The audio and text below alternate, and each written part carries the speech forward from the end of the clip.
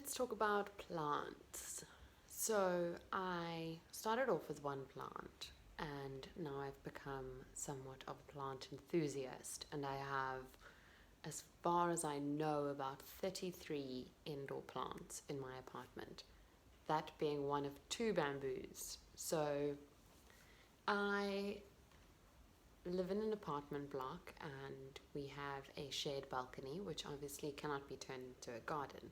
So when my first plant survived, I decided that I'm now really into this, and I got a second one and a third one, and now here we are with pretty much a full-blown garden outside on the balcony and about 33, 34 plants inside.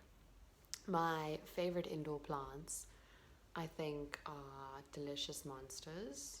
I think they're really easy to keep alive, and it's really cool how you can propagate them and take them from one to as many as you want, or as many as the tree will give you. So I started off with three and I now have about seven, I think I last calculated, because I've been propagating them.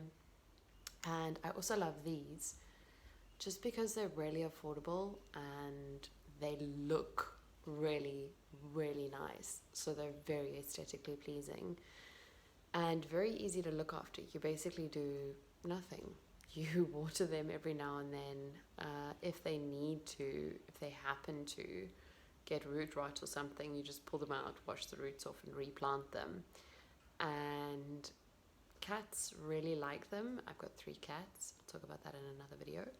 I've got three cats and they really like them, and they can eat them without getting sick. So that's also an important one. I would love to have arum lilies, but those are poisonous to cats, so I can't. And also I killed the first one I had so quickly that I don't think I will ever try to do that again. I think that I'll just stick to the easy ones. And then I think they're called desert roses. It's those cacti, not cacti, succulents that look like a rose, but it's kind of like a grey green. Those are really beautiful. And once I had one, then all the little leaves that came off, I let lie on the top of the soil, and now they've got their own little buds and they're like growing nicely. So I started off with one or two and I landed up with loads, and now I give them as gifts, and they've like taken over my little urban garden, which is really a vertical palette with plants in that's just expanding to pot plants around it.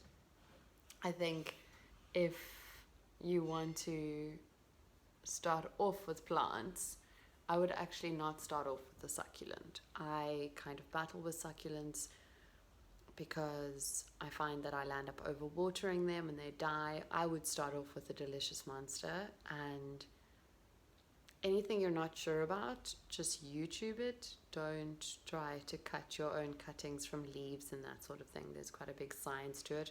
Once I figured that out, then they landed up living really long.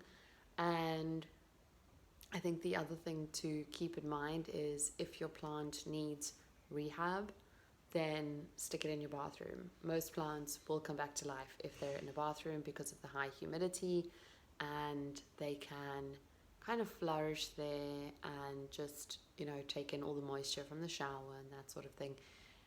I would also say if you're going to get into indoor plants, try to be careful of overwatering.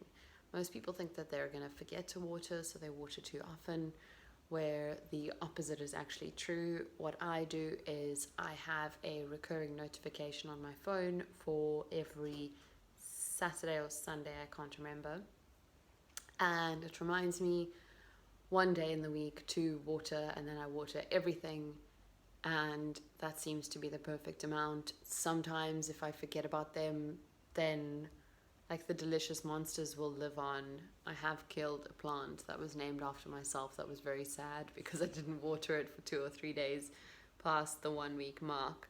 But in general, they should all be okay like that. And then also just don't restrict them in tiny pots. So once they start growing nicely, if their roots start coming up out of the pot, it means that they have overgrown and you need to move them. They will also grow as big as the pot is. So if you get a huge pot, you'll have a huge delicious monster. If you get a tiny pot, you'll have a small delicious monster trying to climb out of the tiny pot. So just bear that in mind. I would actually start off with them in a huge pot to begin with, and also not plant them within the same week that you get them from the nursery. Let them chill, let them settle, let them get used to their environment. Then move them over to the biggest pot you can, and they should grow and flourish like that.